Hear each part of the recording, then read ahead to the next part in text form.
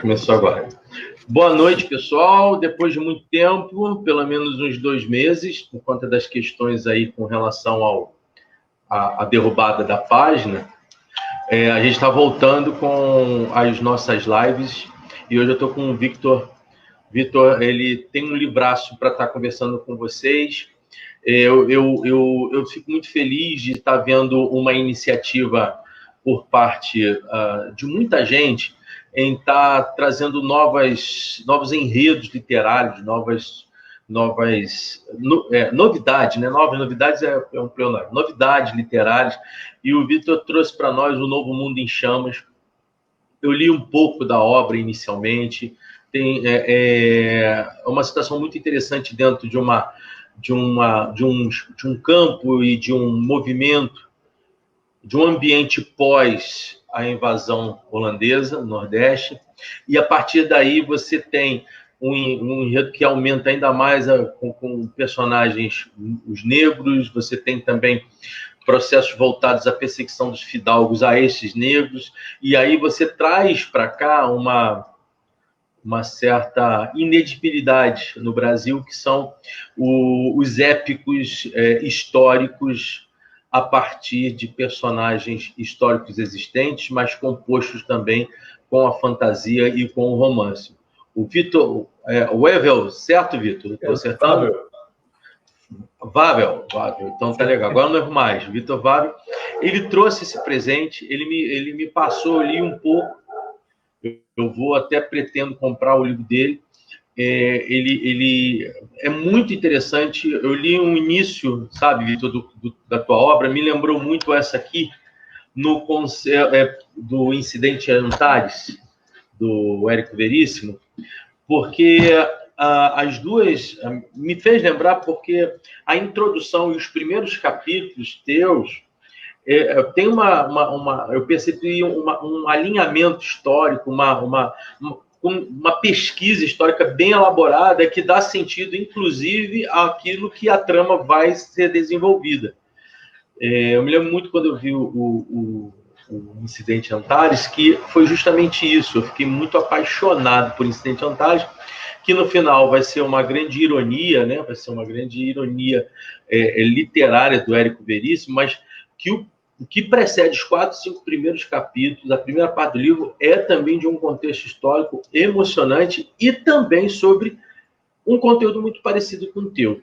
Então, a minha primeira pergunta que eu vou deixar para você é, primeiro, você se apresentar mesmo, né? E falar dessa história toda, de tudo que aconteceu, o processo da sua admiração com a literatura, como é que se dá isso na tua vida? Bom, primeiramente, boa noite. Muito obrigado pelo convite. Estou bem satisfeito de estar aqui. Uma honra estar aqui conversando com você, Armando. Não, sem dúvida. Assim, no Brasil, a gente tem uma carência muito grande de ficção histórica. Sim. Tem alguns autores já se aventuraram, mas, assim, de um modo geral, não tem essa pegada épica igual a gente vê. Com certeza. Em escritores fora do Brasil. Então, assim, eu, como sou muito fã de ficção histórica de um modo geral, não só de literatura, mas filmes também, teatro, enfim, qualquer mídia, eu sempre curti muito. Em algum momento eu percebi que eu estava praticamente lendo mais livro fora do Brasil do que dentro do Brasil.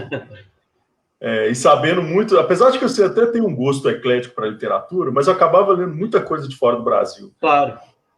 Eu pensei, puxa, por que não tem livros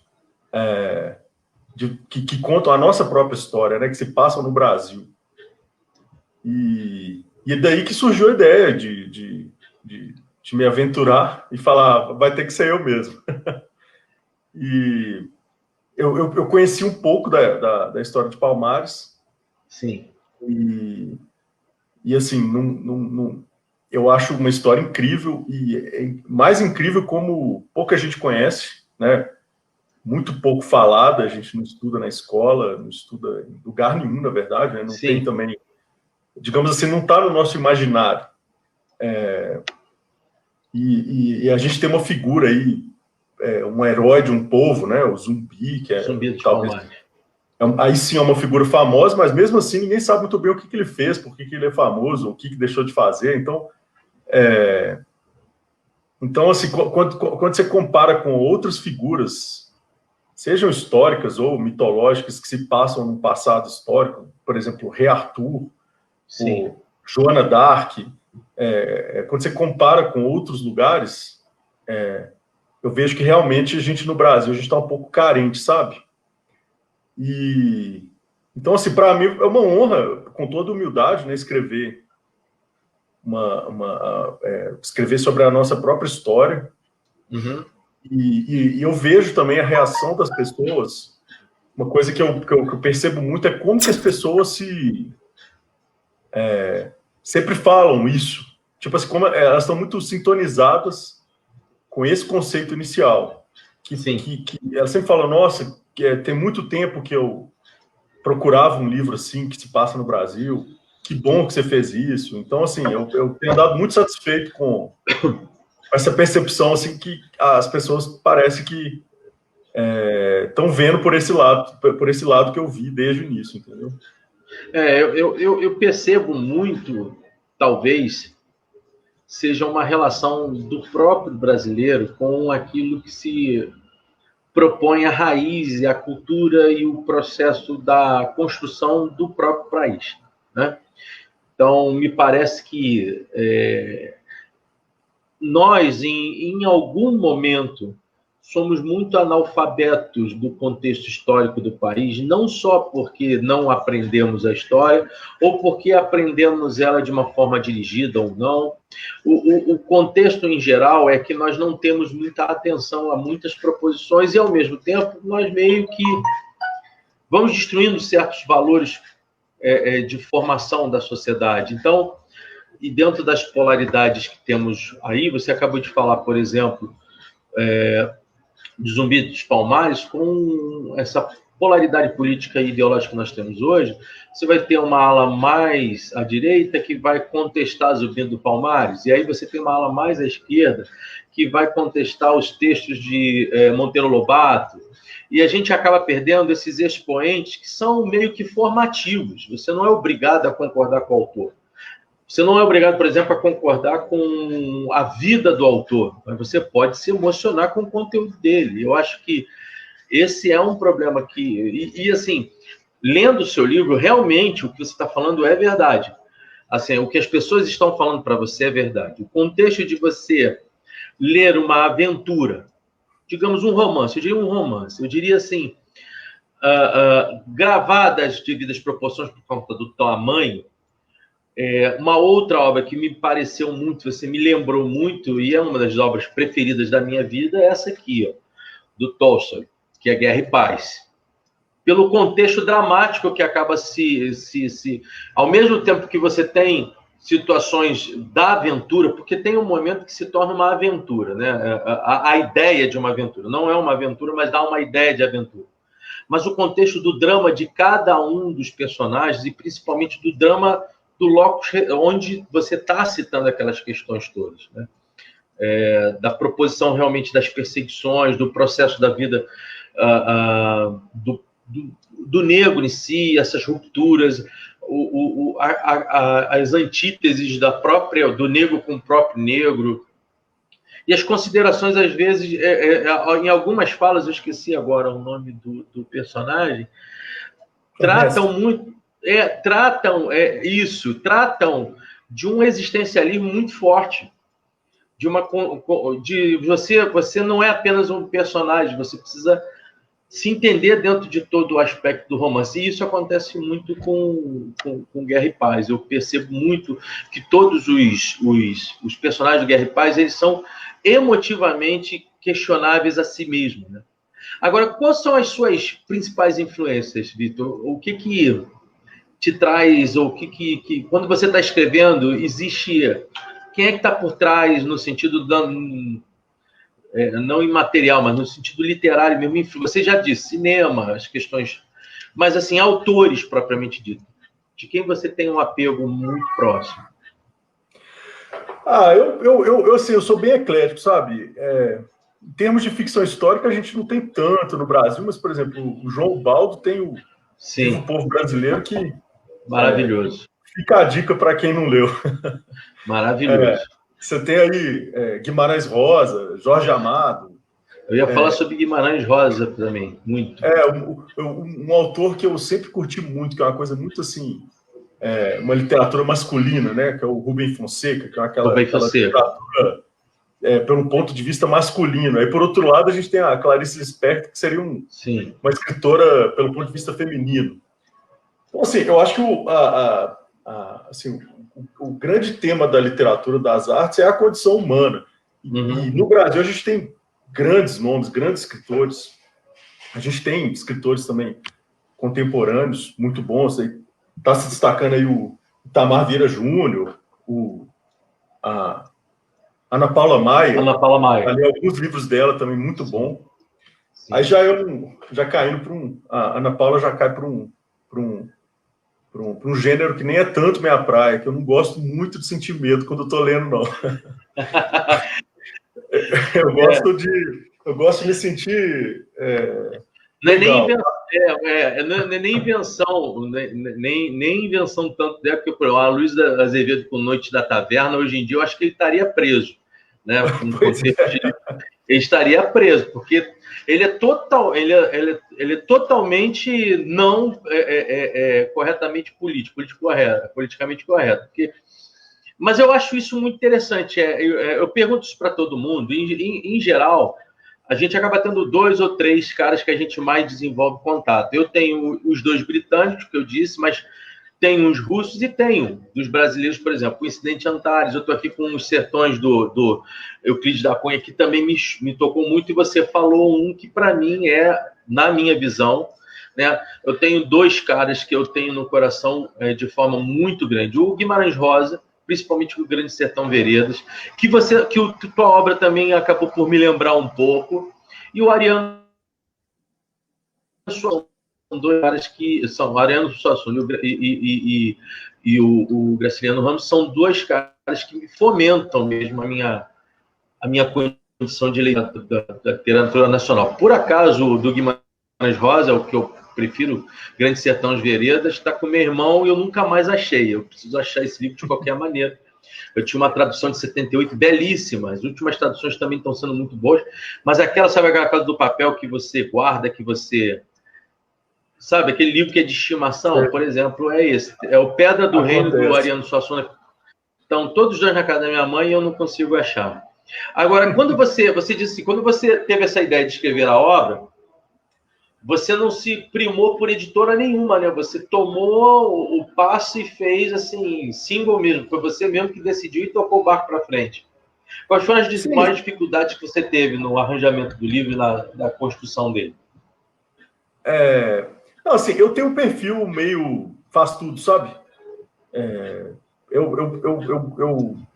Talvez eu sou um pouco chato, que aí eu prefiro fazer, não sei. Eu me organizo bem, isso tudo. Acho que cada um tem seu perfil, né?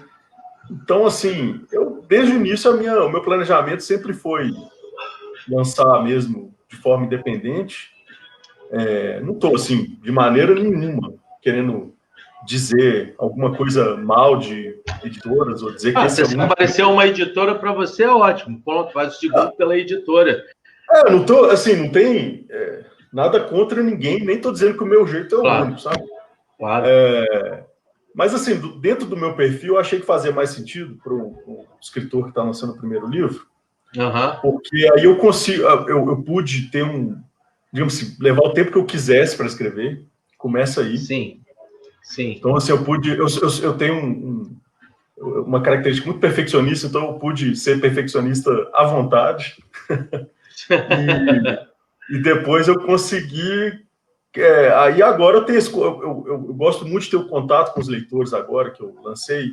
Então as pessoas mandam mensagem direto para mim. Quando a pessoa quer uma cópia autografada, eu autografo. Igual outro dia desse, um leitor, ele leu o livro pelo Kindle e comprou 4 livros. Que legal, né? Aí deu para dar de presente para a professora de história dele. Aí eu escrevi uma dedicatória para a professora dele. Um professor no Rio de Janeiro tá querendo adotar o livro na sala de aula. Isso então, é muito bom. Então, esse tipo de contato com o leitor acho muito legal. Eu me divirto na rede social com o pessoal comenta, eu respondo. Então, está sendo muito bom, muito legal. Você está com o livro em mãos aí, não? Nossa, não estou, acredito. Que eu não peguei, porque você queria... Bom, se bem que eu já coloquei nas duas páginas, já indiquei os livros, e assim... Mas tá perto, se quiser eu pego, se quiser eu busco. Pode pegar. Para mim não tem problema, não.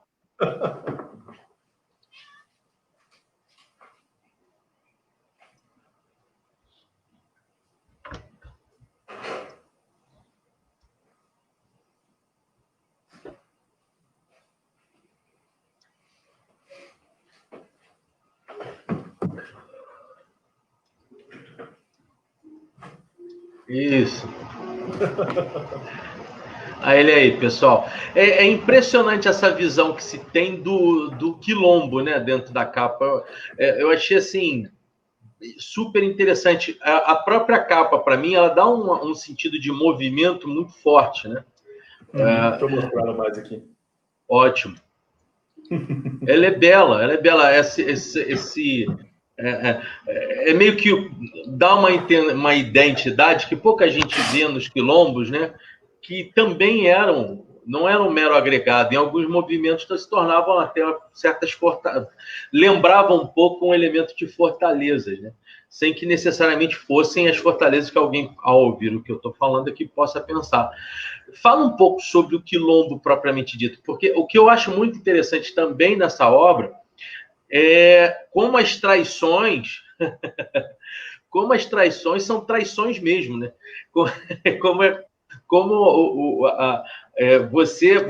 Você se sente traído pelas traições que às vezes acontecem no próprio livro. O contexto do quilombo, como é que você enxerga ele e como você enxerga a percepção que tem-se do quilombo hoje, a distância do quilombo real para o quilombo imaginário, tanto para a transformação disso num processo mitológico, como para aquela crítica sem interesse algum, minimalista, sem nenhuma abordagem decente do assunto em si.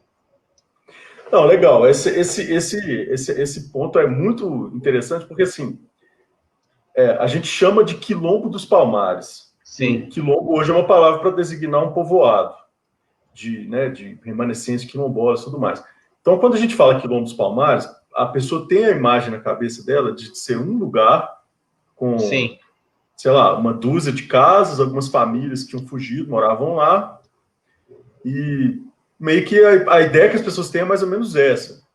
Sendo que, na verdade, no apogeu de Palmares, o Mocambo, a palavra, o local era chamado de Mocambo, o Mocambo de Macaco ele tinha o tamanho similar ao do Recife, de quantidade de pessoas que moravam nele. Como o Mocambo de Macaco tinha pelo menos mais uma dúzia de povoações de tamanho significativo, e aí a gente está falando em uma faixa de 1.000, 1.500, 2.000 casas. Isso aí no Brasil colônia eram grandes povoações. Sim, sim. E dezenas de outras povoações menores, numa região que ia centenas de quilômetros ao longo da costa pelo interior. Então, do Rio São Francisco até Olinda. Então, a gente está falando, tem alguns autores que chamam de reino, tem alguns autores que chamam de República Negra. Então, assim, a gente tem hoje pessoas que às vezes realmente desconhecem o que aconteceu, né, a parte histórica mesmo, do que foi aquilo. O que é uma pena, porque é uma história incrível, e eu digo isso, história incrível, assim, mesmo. É verdade, é verdade. A maior resistência escrava das Américas, da história das Américas. A maior resistência escrava da história, a maior resistência escrava da história moderna. Pois exatamente. Maior do que essa, talvez, as revoltas escravas na Roma Antiga. Sim, por isso que eu estou dizendo. Do período moderno para cá, eu estou falando do século XVII para cá, XVI para cá, você não tem nada parecido com isso. Exatamente. E assim, a movimentação militar para destruir o Quilombo, a batalha final, depois de quase um século de guerra, ela foi a maior movimentação militar da história das Américas. Então, a gente está falando de movimentação de canhões, de exército mesmo. De gerações que lutaram e morreram. Sim. Quer dizer, é o neto, o avô que lutou, o pai que lutou, o neto que lutou e toda a família constituída ali. É meio parecido com a Guerra dos 100 Anos, né? Quando teve lá entre Inglaterra e França, que dava uma parada, daqui a pouco volta. Então, assim, eventualmente eles iam lá, conseguiam queimar um mocambo grande. Eventualmente eram os negros que conseguiam queimar plantações de cana no litoral. E esse vai e vem, surge esse brilhante estrategista militar que foi o Zumbi. Sim. Que mesmo em vida, ele começou a ganhar, digamos assim, ares mitológicos. Sim. Mesmo em vida, eles já diziam que Zumbi nunca ia morrer. Então, já começou a ganhar uma coisa meio... você vê que aquela pessoa grande, que marca, que ela tem um papel incrível, enorme na história. E o fato dele ter sido o último dos líderes, né? E traz para ele aqui... Ele foi o último dos líderes, mas ele não foi só o último dos líderes, não. Ele foi, talvez, o mais combativo também. Com certeza, com certeza. Não necessariamente o melhor líder de Palmares. Isso aí já é mais discutível. Mas ele foi, sem dúvida, o que mais causou problemas. Assim. Ele venceu grandes batalhas contra os brancos. Ele realmente era um general brilhante. Então, assim, mesmo em vida, ele começou a passar... Ele passou para a história com essa... já em vida, ele já era tido como alguém que nunca ia morrer e tal. Então, ele já começou a ganhar essa notoriedade quase mitológica dentro do povo, dentro da perspectiva da luta negra, já naquela época. Eu acho que, assim, popularmente falando, talvez Zumbi e Ganga Zumba sejam os nomes mais conhecidos da história de Palmares. Que eu percebo, assim, em geral, são os nomes que... Muito mais Zumbi, mas Ganga Zumba também. Inclusive, Ganga Zumba faz parte de enredos musicais e tudo.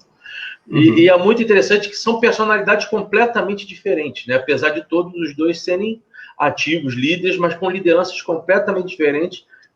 E Ganga Zumba é muito importante naquele, não digo princípio, mas naquele momento em que ele está à frente, e Zumbi será muito importante também nesse praticamente fechamento da história de Palmares, né? Sim, exatamente. Tem também a Aqualtune, uma rainha negra. Rainha. Segundo a tradição oral, não é uma coisa que é embasada na documentação, mas segundo a tradição oral, ela é uma princesa do Congo e tal, então tem toda uma linhagem real africana. Real. E segundo a tradição, a Aqualtune é a mãe de Ganga Zumba e a avó do Zumbi. Então, aí também esse tipo de coisa já começa a entrar um pouco na tradição oral, e aí já é um pouco difícil de separar do ponto de vista acadêmico o que realmente aconteceu ou não. E então, a discussão acadêmica também, para ver quem foi o melhor, ou melhor não, mas quem teve o maior destaque na história de Palmares, se é Ganga Zumba ou se é o Zumbi, eu acho que perde até o sentido da coisa, porque você tem que entender que eles fazem parte de um movimento de pontos, de cada um desses é um ponto muito importante desse processo histórico, né? Assim, eu interpreto que digamos assim, o Zumbi ele era mais combativo e o Ganga Zumba ele era um pouco mais do partido da negociação. Um é o diplomata, né? O outro... Sim, inclusive ele chegou a diplomacia do Ganga Zumba chegou a conseguir bons resultados com a diplomacia dos portugueses. Ele conseguiu uma terra para eles, conseguiu reconhecimento de escravos que eram de Palmares, conseguiu reconhecimento da liberdade deles. O negócio que aí até uma coisa assim, muitas pessoas não gostam muito da posição do Ganga Zumba, porque dentro dessa negociação dele, alguns negros ficaram de fora. Alguns acusam de uma certa subserviência dele. Aí que entra o Zumbi, Isso. que ele, digamos, não arreda pé e fala assim, não, é todos os negros juntos e não, é liberdade para todo mundo, ponto final. O Zumbi, digamos assim, ele é mais osso duro de roer. Eu acho assim, é estranho isso, né? Porque as pessoas não conceberem que nós tivemos, durante cerca de 89, 90 anos, um movimento, e aí não é apenas entender esse movimento. É óbvio que é um movimento dentro da história do negro brasileiro, mas é algo que é patrimônio da história brasileira, quer dizer, é algo de todo brasileiro, ainda que deveria ter uma identidade maior, um conhecimento maior. Os norte-americanos, nesse sentido, e aí não é uma crítica, é um elogio, eles sabem criar os seus mitos nas suas histórias. Então, a gente desmistifica a história em alguns assuntos. E eu não estou dizendo aqui que nós precisamos deturpar ou manipular o contexto histórico para fazer de alguém ser reconhecidamente herói ou não. Não estou falando apenas de que a gente tem que ter uma capacidade de análise dentro de várias figuras que passaram pela história brasileira. Você tem o Zumbi, você tem o Ganga Zumbi que eu acabei de falar, mas se você quiser trazer outros expoentes da história brasileira, o próprio Tiradentes, Caxias, todos os... Eu sou um cara muito afeto mesmo a Dom Pedro II, gosto muito de ver um monarca que trouxe negros para perto de si, né? Eu tenho um livro muito bonito que as histórias dos grandes homens negros próximos a Dom Pedro II e o que eles fizeram. Pouco isso é falado, muito pouco isso é falado. O próprio Os Rebouças, por exemplo. O grito da independência, né? O grito do Ipiranga, que é isso, se não uma interpretação mitológica da nossa independência, né? Aí, então, assim, é natural, é normal e é bonito que grandes pessoas que marcam época e que têm grande influência no seu tempo ganhem uma conotação mitológica dentro da nossa narrativa como povo. Sim, sim. Que às vezes assim, o Brasil, Milor sempre disse, né, o Brasil tem um grande passado pela frente. Sim. Então, é verdade. É tudo como mesmo. No Brasil as coisas são todas muito disputadas, como se, né, muito polarizadas. A gente está vivendo um momento particularmente polarizado. Então, todos esses momentos, sejam momentos mais importantes para o movimento negro, para os índios, para as mulheres, enfim, para toda a sociedade civil e também para a evolução política do país, tudo isso vai entrando num caldo de disputa. E às vezes as pessoas... Então, assim, o que eu percebo é que a pessoa às vezes chega no ônibus, olha uma para outra e não consegue se reconhecer. É verdade, verdade. Como brasileiros, a pessoa chega no metrô e não consegue ver que a outra pessoa ali, ela é brasileira, que ela tem uma história em comum. Que a gente está aqui nessa terra, nesse lugar que a gente chama de Brasil, para pessoas como nós que amam isso aqui, com todos os problemas. Às vezes eu acho que falta um pouco de reconhecimento, sabe, de que a gente tem uma história. Peraí, isso não começou... E uma história riquíssima, né? Uma história riquíssima. Inclusive antes da chegada dos portugueses. Sabe, a gente tem uma história. E essa história, ela precisa ser conhecida, precisa ser reverenciada. E, assim, no meu caso, eu prefiro ir pela linha mais do realismo, como poderia, de fato, ter acontecido.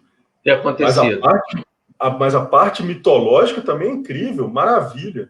Né? Então, assim, por exemplo, se eu estiver conversando com uma pessoa que é mais... que acredita, enfim, que tem uma visão um pouco mais mitológica de Palmares, para mim, ótimo, maravilha.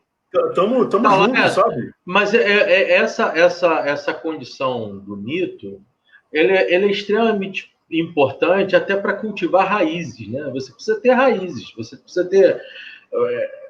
precisa ter algo que não te decepcione no contexto da tua história como brasileiro que seja, entendeu? Então, eu acho que há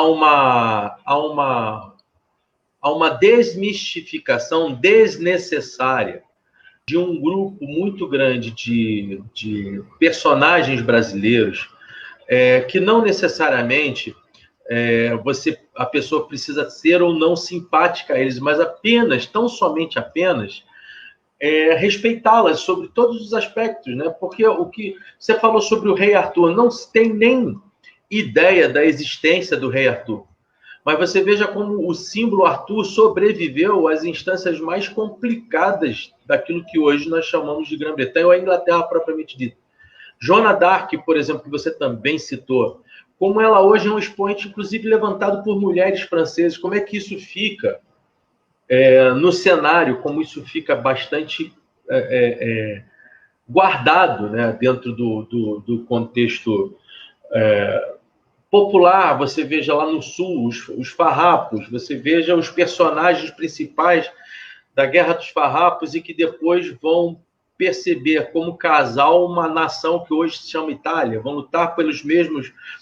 Ou seja, nós temos expoentes o bastante para construir uma brasilidade, e uma brasilidade dentro da diversidade de povos que constitui o Brasil. Isso, para mim, é um grande desafio que a gente está perdendo. Agora, eu queria te falar uma coisa. Você fala um pouco de amor no meio no meio do seu livro. Como é que se ama dentro de Palmares ou como é que se ama na guerra? Porque foi nisso que me lembrou muito Guerra e Paz, porque o contexto... Tem um contexto em Guerra e Paz no momento da personagem principal e no meio do embate entre franceses e russos, a coisa daquele período da guerra do final do século XVIII, XIX, de você estar presenciando ao mesmo tempo o embate, as mortes, e se lembrar de amores no meio da batalha. Quer dizer, você sendo um jornalista, como é que você tratou o contexto de amor, de relacionamento dentro da tua obra? Porque me lembrou muito algumas coisas aqui.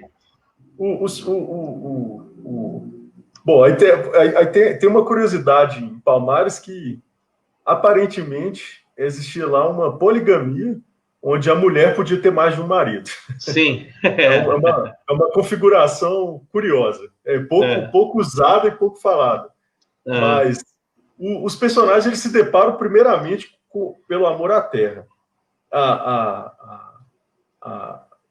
A expulsão dos holandeses do Nordeste é tido por muitos como ali, digamos, acendeu a fagulha de identidade nacional. Sim. Então você tem líderes indígenas, líderes negros, brancos, que no processo de expulsar os holandeses, eles passaram a entender que essa terra não era um lugar onde eles estavam de passagem, que ali é onde eles iam passar a vida e onde eles iam ter os seus descendentes. Então, a partir desse amor à terra, as pessoas amam umas às outras também, porque ali é onde as pessoas vão construir suas famílias, vão ter filhos, e vão lutar por, digamos assim, por um projeto de sociedade que do ponto de vista de cada um, é o melhor. E aí, assim, aí inclui, por exemplo, desde o senhor de engenho, que era dono de um plantel enorme de escravos. Mas esse senhor de engenho, é que vem um barulho aqui. Então, aí entra desde o senhor de engenho, que ele ama a terra e ama a filha, e ama a esposa, ele ama, inclusive, uma escrava, que ele visita de noite. E aí você tem, entre os guerreiros negros, amores correspondidos ou não, amores entre um lado da guerra e do outro lado da guerra, entre índios e negros. E aí ali surge o Brasil, sabe? Sim.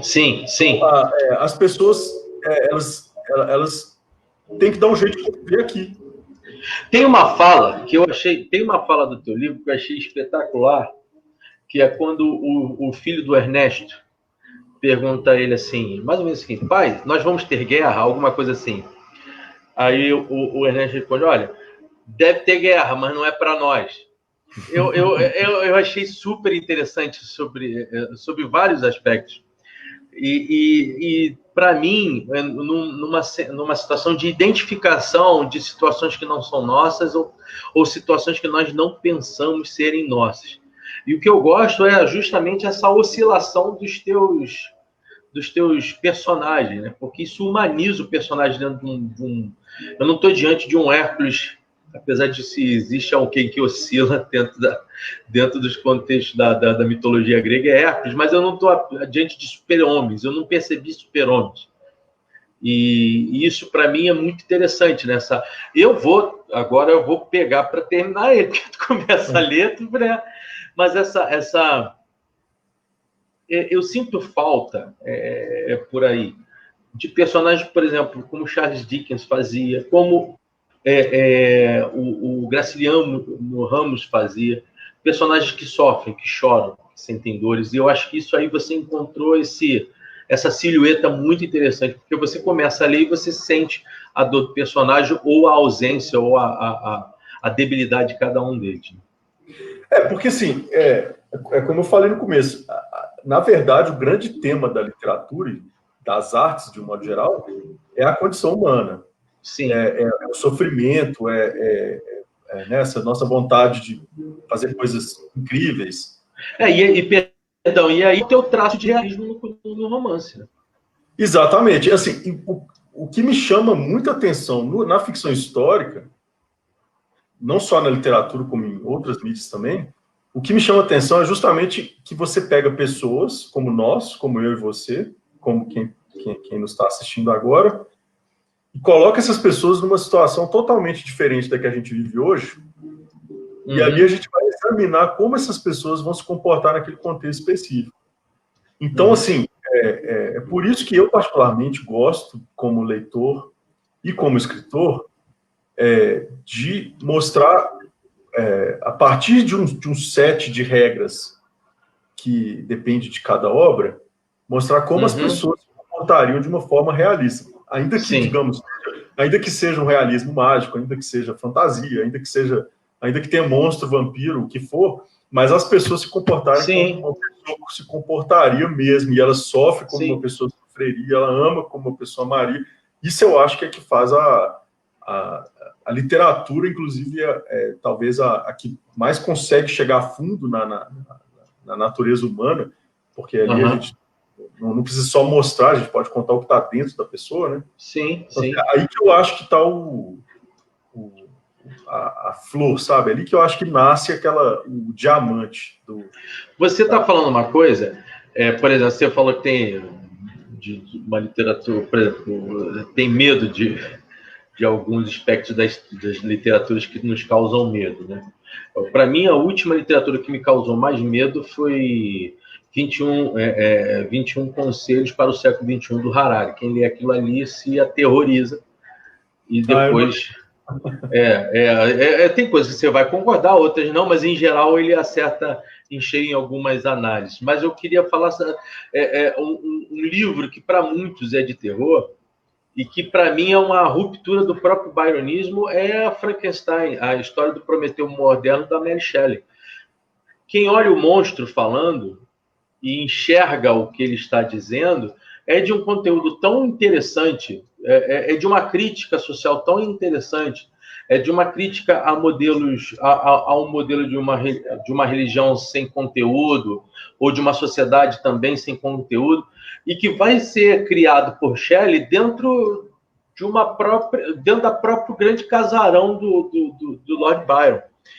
E que é importantíssimo. É por isso que talvez eu tenha assim, uma certa admiração pela literatura britânica em alguns momentos, trazendo para perto da nossa também, porque eles sabem fazer sofrimento, né? O Oscar Wilde sabe fazer sofrimento. Se você for ler como eu sofri em Memória Póstumas de Brás Cubas, que parece ser uma situação mais jocosa de Machado de Assis, mas eu sofri com a realidade de uma pessoa que vive sem sentido.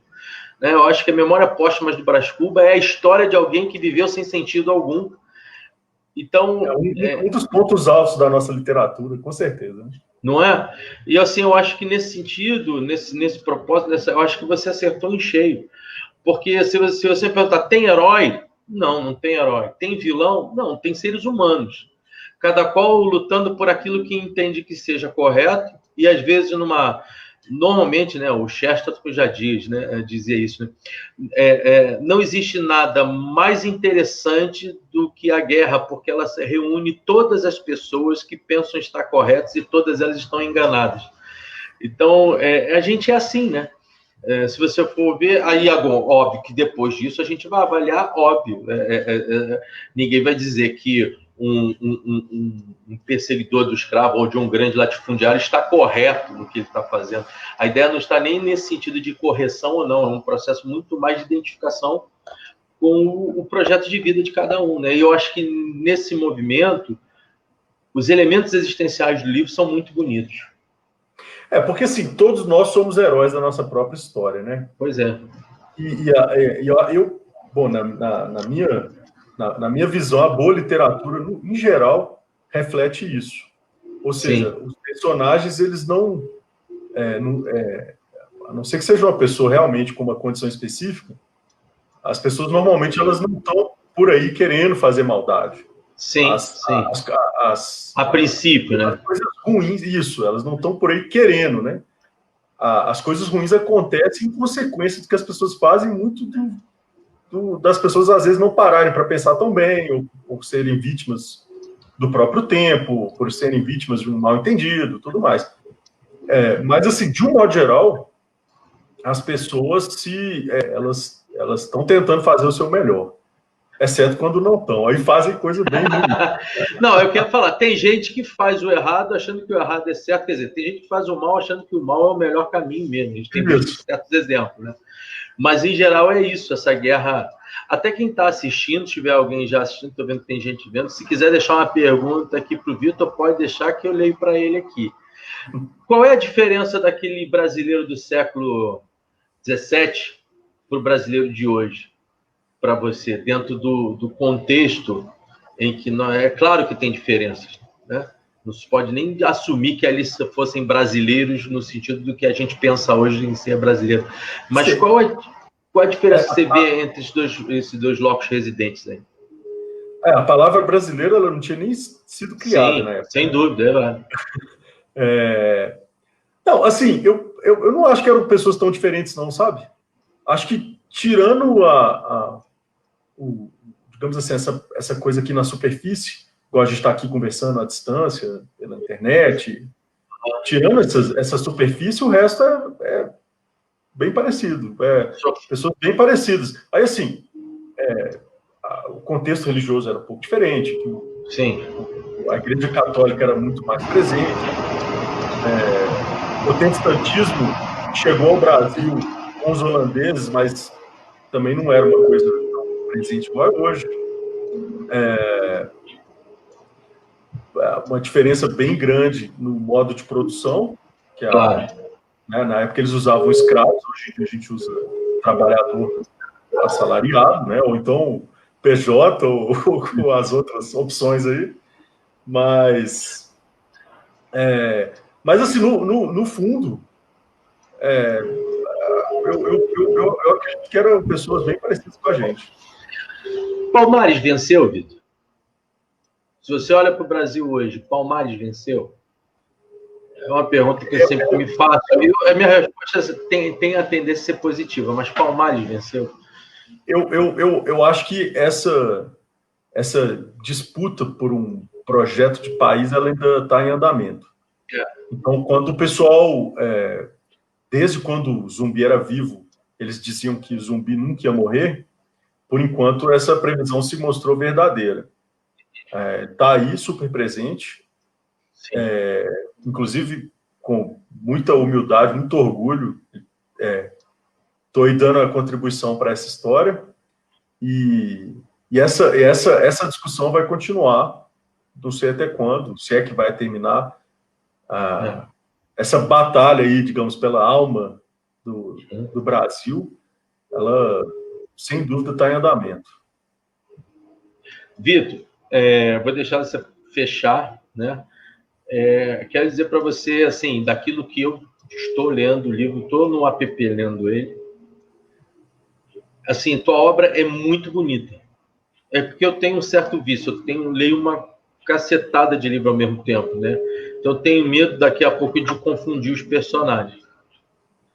Mas ela é muito sensível. Eu acho que eu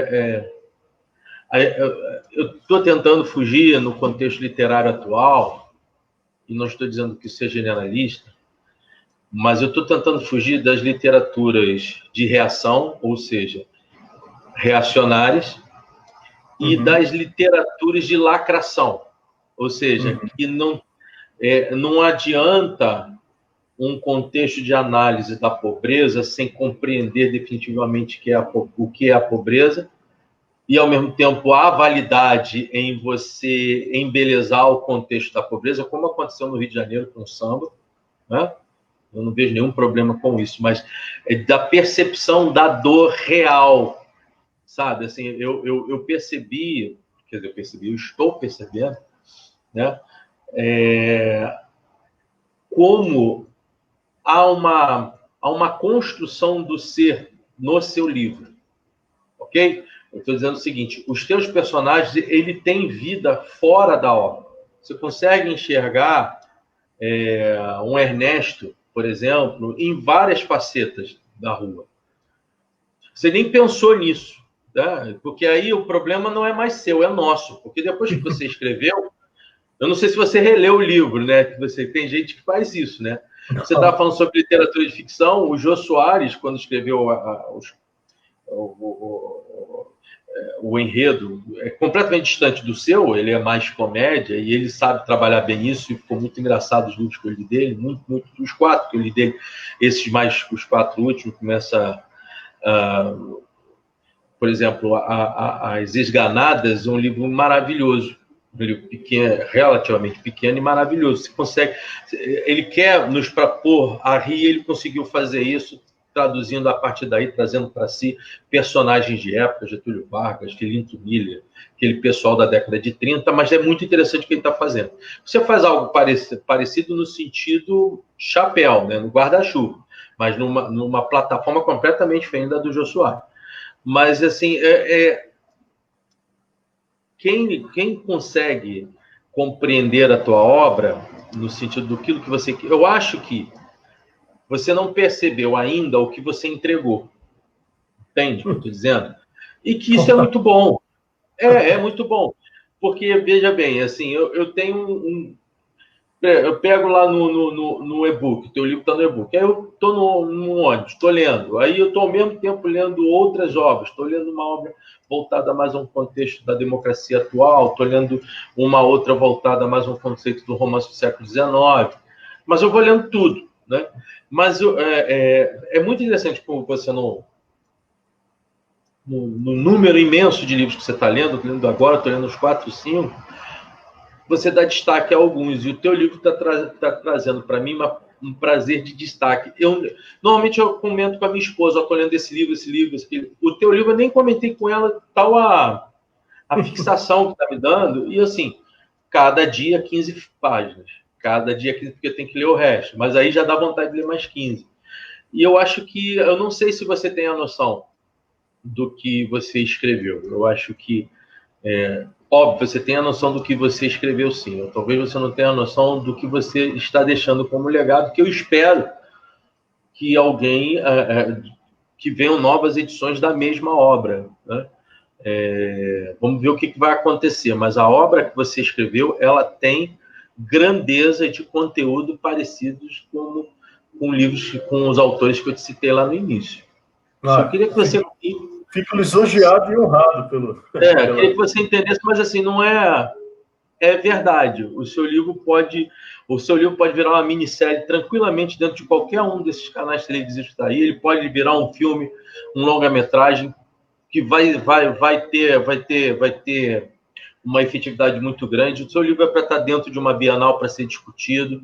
Os assuntos que você discute não são assuntos meramente históricos, são assuntos da genealogia, daquilo que eu chamo de genealogia da brasilidade, né? Você falou do Valdo, estou lembrando do Darcy Ribeiro, na construção do brasileiro, do Darcy Ribeiro, e de tantos brasileiros construídos por vários pensadores, sejam à direita, à esquerda, conservadores ou não, mas que se instala no locus do brasileiro hoje. Porque nós temos... Eu perguntei se para você Palmares venceu, porque nós hoje vivemos com vários Palmares, mas com Palmares invertidos, que já não são mais o resultado da busca pela liberdade, mas pela opressão e por várias situações, desde essa loucura de mercado que a gente vive, a extrema pobreza, as diferenças sociais muito latentes nos grandes centros. Mas é impossível mesmo, Vitor. Eu estou com ele lá no meu leve, está lá o teu livro, tua capa toda hora, os livros lidos, está lá. E eu acho que você deveria mesmo rebuscar, não o livro, mas rebuscar e, naquilo que eu puder também ajudar, propor esses livros e fico feliz de ser colocado em sala de aula. Precisa ser colocado em sala de aula. No momento que a gente hoje vê dos nossos jovens, eu tenho 3 enteados e 3 filhos. O conhecimento de Brasil nosso é muito pequeno nessas novas gerações. Né? Ele é um conhecimento talvez indireto, mas a tua obra é magnífica. Armando, mas eu vou te falar uma coisa. Eu tenho sentido uma quantidade bem grande de leitores jovens, e então eu realmente a gente está numa reação. Em geral, a gente está numa reação, mas ainda tem a reserva daquele ato que nos aconteceu, infelizmente. Mas realmente é verdade. Sim, eu vejo. Eu realmente me surpreendi assim, com a quantidade de pessoas jovens lendo, pessoas. Enfim, eu acho que o público leitor no Brasil está aumentando. Sim. A Djamila Ribeiro, se eu não estou me enganando no nome dela, teve em primeiro dos mais vendidos.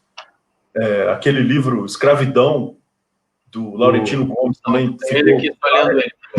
Exato, ficou várias semanas em primeiro dos mais vendidos no Brasil. O meu livro está entre os 10, desde a segunda semana até hoje. Ontem ele teve em segundo na Amazon. Então, assim, quando a gente sai, digamos assim, um pouco da bolha da rede social, eu acho que, né, quando a gente sai desses lugares onde as pessoas estão falando só com o estômago, eu acho que tem uma reação silenciosa acontecendo de pessoas buscando conhecimento, buscando entender o que é o Brasil, sabe? Pessoas jovens e lendo tanto literatura quanto livros de não ficção. Acabei de citar aqui 2 que estão se informando, estão conhecendo, estão entendendo, e você vê a Djamila, uma mulher negra, em primeiro de mais vendidos no Brasil. Minha enteada colocou agora. Pois é, então assim, a gente tem sinais claros de que tem coisa boa no ar, sabe? Por isso que eu estou te falando, o teu próprio livro é um sinal desse. Sim, entendeu? Assim, não por ser meu livro, por eu ter escrito. Não, sim, é que assim, você vê que é um tema que de fato chama atenção, e as pessoas... eu vejo a reação das pessoas falando, nossa, que bom que tem um livro que se passa no Brasil, que, enfim... Eu acho que isso tinha que ser... isso deveria ser... Por exemplo, você acabou de falar agora o livro do Escravidão, né? Como as outras obras dele, né? Do período colonial até o Império, foram importantes. A Mary Del Priore agora fazendo obras importantíssimas no contexto daquilo que se... Porque como é que nasceu a nossa república, por exemplo? Né? Será que nós vivemos efetivamente num sentido de república? Ou será que a gente vive uma constelação de disfarces? Tá? A Mary Del Priore, inclusive, que escreve ficção e não ficção, né? Mas não ficção, ela... que também escreve ficção histórica. Então, assim, tem uma produção sendo feita e tem pessoas consumindo isso, lendo isso, se interessando por isso. Por isso que a minha resposta sobre a Batalha de Palmares, ela está em andamento, sem dúvida.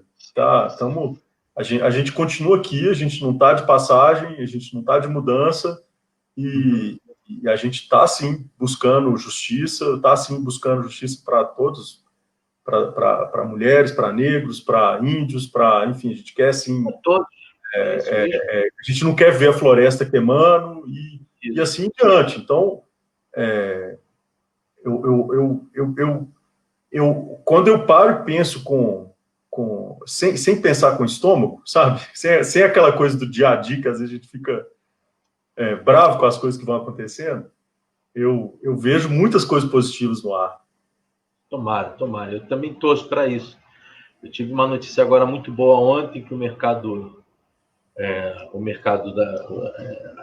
estava com muita preocupação com relação a algumas editoras, elas estão se recuperando, né? Uhum. O que tinha que ter quebrado, infelizmente quebrou, mas tinha que quebrar. Não se faz o que as grandes livrarias fizeram, 2 que quebraram, uma em São Paulo e outra no Rio, né? Eu acho que é uma forma de uma revisão até desse mercado no sentido geral, né? Eu acho que o livro, eu tenho visto o Festival dos Sebos, como estão acontecendo hoje, assim, no meio da quarentena, como se comprou, e não é só pelo movimento, quando eu digo isso, eu não estou falando sobre um movimento do mercado propriamente dito, mas sobre as revitalizações. Eu tenho uma obra, eu gosto muito das obras jornalísticas nacionais, né? Eu achei esse livro há coisa de uns 7 meses atrás, de um inglês, que era o cônsul da Inglaterra no Brasil, Cartas do Campo de Batalha do Paraguai. E legal. Por ser um texto... Interessante. Por ser um texto... os sertões do Euclides da Cunha dentro da Guerra do Paraguai. A descrição de cada um dos expoentes que nós temos ali dentro, mas uma descrição muito humana e muito jornalística. Achei interessantíssimo. Eu acho que essas obras, elas são consideravelmente importantes para um regresso da nação, né? Nós não somos China, nós não somos Estados Unidos, nós não somos Rússia, nós somos Brasil. Eu acho que esse ser brasileiro, a construção do ser brasileiro, não com um sentido ufanista, não. É no sentido até de muita humildade, do ser brasileiro que vai vencendo seus problemas dia a dia, né? Os contextos que nós estamos vivendo, aquilo que a gente tem pela frente, o processo de esperança, eu acho que isso é algo de mais importante. Vai fazer outro livro, não? Com certeza, já está em produção. Que bom, que bom. Fala aí um fechamento final, depois eu dou uma palavrinha com o pessoal. Primeiro quero agradecer. Não, nem vou, deixar você falar. Quero dar agradecendo não só você, todo mundo que está aí, quem puder estar participando aqui no Virando as Páginas, tanto no Facebook, no Instagram e no YouTube, que eu tenho as resenhas lá. A gente está no processo de Palmares dentro das redes digitais, de reconquista de espaços perdidos, né? Mas, assim, esse livro do Vitor, eu posso estar garantindo a vocês que você pode ir despretensiosamente para ler o livro. Se você não quer ler nada, comece a ler esse livro. Se você quer ler tudo, comece lendo esse livro. Se você quer um livro específico, leia esse livro, porque eu acho que, principalmente agora para o final de ano, cara, você vai ter tudo ao mesmo tempo. Tem uma hora que você vai achar que está lendo história, alguma obra de história, você vai ter o contexto do realismo. O outro, eu já vi até aspectos do arcadismo dentro do livro, de tanta coisa doida e de bom que tem lá dentro dele. E, principalmente, o Vitor escreveu sobre humanidade. Ele pode até não pensar nisso, mas ele escreveu muito sobre humanidade. Eu estou gostando muito do livro. Pô, muito obrigado. Para mim é uma honra, Armando. Uma honra estar aqui no Virando as Páginas. Esse canal, que eu adoro esse canal. Fazer um pouco do jabá e do próximo livro. Ele não vai ser a continuação desse livro de Palmares. Opa. Eu vou começar uma nova história, que ela vai se passar na Confederação dos Tamoios, aí no Rio de Janeiro. Rio de Janeiro. E por volta da década de 1550, 1560, quando os franceses se instalaram e deu guerra entre portugueses, franceses, índios de São Paulo contra índios do Rio de Janeiro. Então, assim, batalhas navais na Baía de Guanabara é uma coisa incrível. Os franceses residentes na ilha de Vila-Gagnon ali, exato, não conseguiam entrar no continente. Eu tenho, por formação, e até por fé, eu tenho um contexto reformado, né? Então, quando você falou lá da Holanda, e eu olhei aqui para a França aqui embaixo, eu logo pensei, cara, vai falar um pouquinho sobre a França Antártica. Aí acabou que você não vai falar sobre ela. Muito legal. E dá muito pano para manga, né? História fantástica. E é mais uma história. E aí, até complementando uma coisa que você citou, a Guerra do Paraguai. uma coisa que é curiosa, que assim, digamos assim, dá para ver o tanto que a gente tem um passado pela frente, quando a gente para para pensar que a única guerra que é reconhecida no Brasil, que tem o nome de guerra, é a Guerra do Paraguai. Desse ali, do Schwartz falando, eu falei, gente, isso é impressionante, como que a única... Eu li um livro dela maravilhoso, da Schwartz, Nas Barbas do Imperador, livraço dela. Ela é incrível, né? Então, assim, e ela falou isso, eu falei, gente, realmente, é impressionante como que no Brasil a gente, digamos assim, a gente tem a nossa história meio negada, né? Pois é. Mas é isso aí, o que eu falei, a gente estamos caminhando, estamos eu acredito até que a gente está num ritmo, às vezes, silencioso, mas adiante, e assim, tô tentando dar a minha contribuição aí, para a gente crescer como país, como brasileiro, como tudo, para tudo mais certo possível. Talvez seja a nossa chance agora, você falou sobre isso, de fazermos as nossas navegações para descobrir o nosso país, né? Fazer uma redescoberta disso. Olha, Vitor, foi um prazer te conhecer. A gente vai estar se falando. Aquilo que eu puder também sou professor, e aquilo que eu puder estar falando sobre a tua obra, eu vou estar falando. Eu tenho criado amizades, ainda que sejam digitais, até por conta do coronavírus, mas agora também um amigo meu que se tornou amigo, que é o Alexandre Gonçalves, que trabalha sobre um outro aspecto literário, muito mais próximo desses contextos voltados aí com John Kane, com Harari, essas discussões da atualidade, do John Floyd. Então, mas também a gente criou laços e também está fazendo obras legais, está lançando pela Amazon. Acho que essa ideia que vocês estão tendo é uma ideia muito produtiva, muito interessante. E eu acho que uma das é quando o capital se torna democrático, nesse sentido ele está se tornando. E eu queria que você soubesse que tem aqui um braço para o que você precisar, para a gente estar ajudando, divulgar, colocando isso. Eu, da minha parte, vou estar distribuindo isso para muita gente, e o livro é muito bom. E quando você for lançar o outro, com certeza eu quero estar conversando com você. Volta aqui, com certeza. Tá bom. Gente, muito obrigado. Que isso, eu que agradeço. A gente vai estar daqui mais para 15 dias com uma outra live, mas ao mesmo tempo a live do Vitor está aqui, vai estar aqui na página. Então, quem quiser ver e não teve tempo de ver, quiser indicar, quem quer indicar esse vídeo, é só pegar aqui o link dele e compartilhar dentro do teu WhatsApp, ou então para a sua página do Face. Eu acho que vai valer a pena. Vitor, muito obrigado pela tua presença. Até a próxima. Tchau, tchau. Muito obrigado. Tchau, tchau.